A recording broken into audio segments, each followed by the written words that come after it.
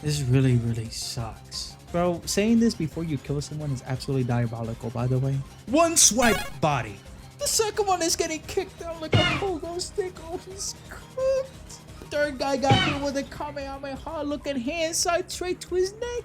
The fourth had his whole neck bitten off. Oh my god, chat. I don't even know if I can show most of this. Fifth was kicked down. Sixth was through the chest, which opened up the gate. Another head popped out. Eighth was through the chest. Ninth had his head kicked off or neck is sliced off. Either way, the 10th was stabbed through the chest.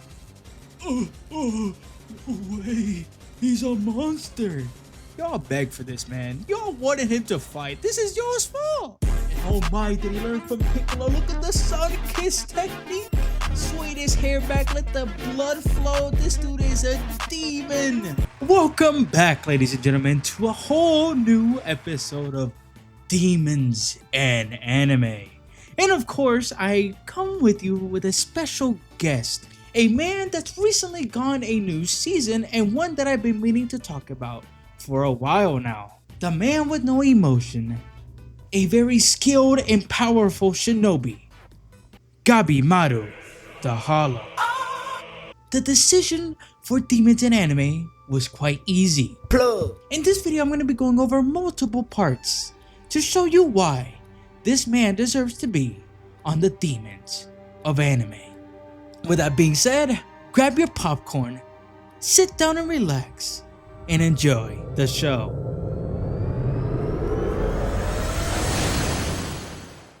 Part A. The assassination of all the men that tried to kill him. Gabimaru was sentenced to life as he has murdered multiple people in general throughout his whole history of being a shinobi. Of course, because of a betrayal that happened with him and the shinobis he knew back home, he was captured and was going to lose his life. So of course, as a proudful shogun, they believed they could just murder him. An attempt, after attempt, after attempt, after attempt. Should we keep going? Nothing worked. And so we meet Yamada Simon Sagiri, a very skillful samurai that with one shot can ruin a life and end it. Sagiri was there watching from the get-go why Gabimaru would never end his own life. Every time he's about to die, he does something to defend himself. Subconsciously, there was something different about Gabimaru. A shinobi like him should have no emotion, should just stand there and die. Everyone believed that he wanted to die, even himself, except for Sagiri. Is someone important? No, I'm hollow. I deserve to die. Oh, you had a wife back home. She made me soft, weak. Nothing like it would help at all. The hell are you talking about? There's nothing holding me back from dying. I'll die tomorrow for all I care. And so the last day of his execution came, and like everything else that they did in the past, it didn't work. All this did was emphasize his aura. Look at him walk. This boy is on fire and doesn't care. He looks like a whole demon. Why won't I die? I should be empty, a hollow. And then get around him, people are just dying. The things that are supposed to kill him are killing other people. This is crazy. He even had the shogun shaking in his boots, man. Sagiri seemed to have everything complete and even told the shogun, time to go. This is when Gabimaru is having another execution and was walking behind others. Of course, his boredom was showing, and once the door opened, Sagiri was there. The samurai to end his life in one swipe. Even Gabimaru the Hollow knew if he didn't take this seriously, he was dead. He broke away from his chains and was immediately attacked by Sagiri. Dodging her blows continued to show why he wants to live without realizing it yet. It was obvious that he would have died if he didn't move out the way because he even had a cut in his neck, showing the speed and power Sagiri had. But Sagiri came by and showed him why he didn't want to die. His soul spoke that he wanted to see his wife because he loved his wife. Of course, he tried denying this and just yelled back at Sagiri, but a memory came in his head. And honestly, man, like, listen. If you're saying you're all hollow, but like you got a baddie at home, you got a wife at home, you know what I'm saying? Like, listen. You have this 10 out of 10, like in your eyes, perspective. I'm talking to either of you here. You have a 10 out of 10. Your woman of your dreams, man of your dreams, whatever, at home. Of course, like, your ideals or what you think is true is gonna change. Like, come on. Listen, I get it, Gabimaru. I get it. But the reason he kept coping that he didn't really care was because he didn't think that there was gonna be a way for him to see his wife. Now, it would be impossible to have the life he wanted. That's where the plot of this series begins. Sagari had a piece in her paper, a way out from being killed and followed for the rest of eternity. All that mattered is they had to find the elixir of life. Sagari went to Gabimaru because she wanted to find someone that would go with her to find the elixir of life, which is why Gabimaru was selected. The decision factor was, would he do it to go back to his wife? Hey man, me too, Gabi. Me too. Now look at this. We have 6 idiots, 1 Sagari, 1 Shogun. After everything you guys did to him, did you really think you had a chance? Like, yeah. Let's go watch it, shall we? You said you wanted to see ninjutsu? Oh, brother, they're cooked! Gabimaru just transformed himself into fire. Bro, look at them. They're shaking in their boots. They know they're cooked. If this'll do, then watch this as the tick blaze. And at the end, we see 6 bodies laying there dead after what Gabimaru did to them. Like, were these guys dumb? Did they expect any other result? Look what happened earlier. You tried to execute it multiple times and it failed. Worst part is that this man Gabimaru looked out and just started aura farming on top of their bodies. Like, bro, this is so disrespectful. Now they'll be going to find the elixir of life. And that was part A. The death of 6 fodder policemen or officers, whatever they are. Nothing too impressive, just some fodder. Part B. The murder of the world's greatest villains. Look at all the young criminals. You are lucky to get a chance to come again and have another righteous freedom. You guys will be going to hell's paradise, land full of death. If you come back with the elixir of life, you get your life given back to you and no issues at all. We will not follow you. We will not go after you. We will let you live your life in peace. Hey, what that mean? In all acts of the term, you guys will be going to a different island, fighting against the things there. If you come back alive with the elixir of life, you come back as a free man. You guys are even lucky to get an opportunity like this. Man, we didn't believe all that. We need better proof of it. That's such a fairy tale. Once the body of the samurai was revealed, they all knew this place was real. But we never expected it to be dangerous. That's fine. If you don't want to go, that's fine by me. It's all voluntary. Once one of the criminals fell for their bait, that's when one of the Asaimon chopped his head off. They knew they either had to go or they had to die.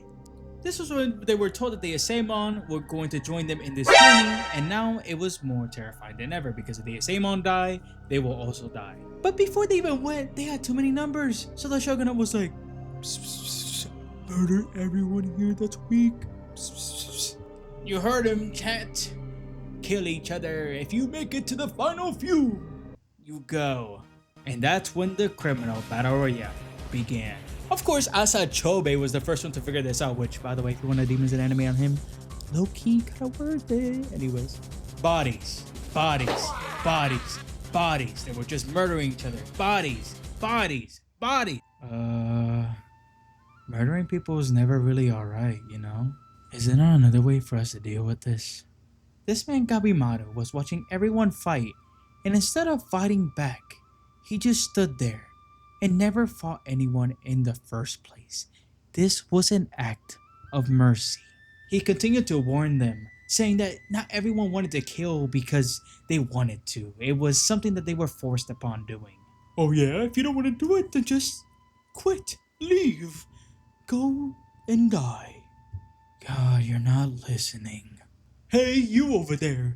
If you can kill Gabimaru, I will allow you to go. You don't have to fight anyone else. This was where the mistake started. One of the criminals walked up to him because of course they were gonna take this. Why wouldn't you take this? Oh, I'm gonna take this for sure. Take this. You know, what? You're not supposed to dodge. I guess I gotta kill you then. Those were the words that ended this all. You don't want to kill me? No, I don't. But I can't die either. This sucks. This really sucks. Bro, saying this before you kill someone is absolutely diabolical, by the way. One swipe body. The second one is getting kicked out like a pogo stick. Oh, he's cooked. The third guy got hit with a common looking hand side straight to his neck. The fourth had his whole neck bitten off. Oh my god, chat. I don't even know if I can show most of this. Fifth was kicked down. Sixth was through the chest, which opened up the gate. Another head popped out. Eighth was through the chest. Ninth had his head kicked off or neck is sliced off. Either way. And the 10th was stabbed through the chest. Wait. He's a monster. Y'all begged for this, man. Y'all wanted him to fight. This is y'all's fault. Oh my, did he learn from Piccolo? Look at the sun kiss technique. Sway his hair back, let the blood flow. This dude is a demon. So that's 10 bodies of criminals. At the very least, probably even some more. Destroyed just like that. Because at this point, all he wants to do is be with his wife, so he was just self-defending himself. But this is crazy. The means he killed was insane. And the fact he did it so quickly without any effort is crazy. He even warned them from the beginning. This was Part B. Part C. The death of an idiotic criminal. Sagiri and Gabimaru have finally landed on the island, and Gabimaru knew this island was freaky, it was bad, I mean, you can tell by all the nature, and he broke out of his bonds. Sagiri's always by the books, by the rules, you have to do it the way we are told, so you have to put your bonds back on. And while she was putting it on, Green Giant. Oh, that's one down. He let his guard down, which made it easy to kill him. Oh, wow. That actually did pretty decent there. It made me crack a couple bones. Oh, brother, the fact he just said this after getting hit by an attack that should kill him. I ain't gonna lie, if I was the other criminal, I'd be booking it. Gabimaru snapped his neck and was ready for action. I'm alright though, but your question is, why is his hands free? Shouldn't we all have the same rules? Sagiri yelled at the other assignment why he allowed the stab, but he's like, come on, Sagiri, you're as rigid as ever. You're not going to win and survive if you don't allow their hands to be free. Plus, I'll just tie it back up after we all survive and make it back. See? Of course, they were arguing about everything, but the big man was not liking it and felt like he was being ignored. But this dude was freaky! He just looked his weapon and said, bro, like, oh my goodness, like what, bro? You can't even be attracted to females, you're attracted to weapons? Sure, come on, bro. It's embarrassing. He is a freaky frog. Even the protagonist called him out on it, man. This guy's an idiot. And that's right, you two can go kill each other. We don't really care. We just have to watch over you. Sagiri agreed. I got this. Though, when the man went to attack, she tapped his shoulders and told him to put on his binds. Huh? I got this. This at this point, like, this guy should already be like, oh, I'm cooked. But now at this point, you have to be like, bro, I gotta get out of here. I gotta run away because nothing at this point he could do to survive what's about to happen to him. This man, who's probably like 5'3", 5'4" at most, Gabimaru the Hollow, lifted up this giant NBA player type of build, probably even taller than Wembenyama with his shoulders while he's holding the main part of the weapon. Gabimaru held the weapon part down to lift him off the ground. And then when the weapons came crashing down, he dodged them to find one that came bolted down, in which he kicked straight at the dude's stomach.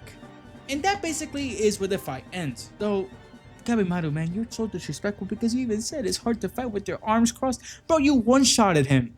You know, some of these criminals are so fodder. Like, what are we doing here, man? They tried giving him a second chance, like a whole transformation. The next thing we see is, bro, impaled by every weapon he had, man.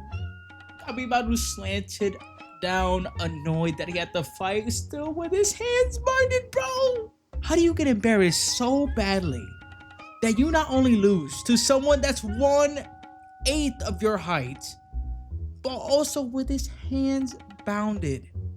Man, I ain't gonna lie. I'm in the afterlife after this, and I'm at this point like, man, I was really not at.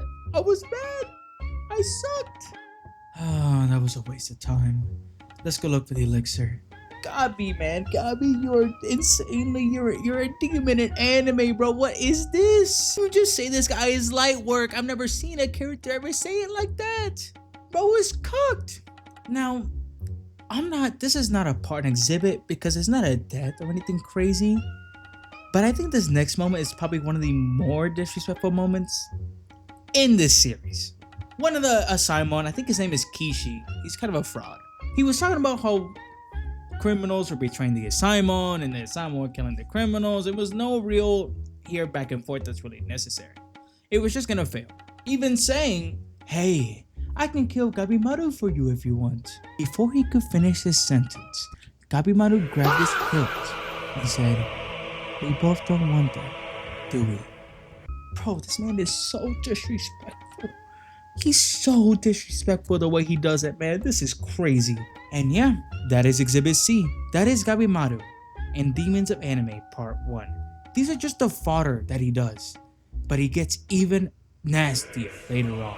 Well, I mean, in a way, he does things to some specific deities that should be impossible by man. So that is Part 1 of Gabimaru the Hollow and Demons of Anime.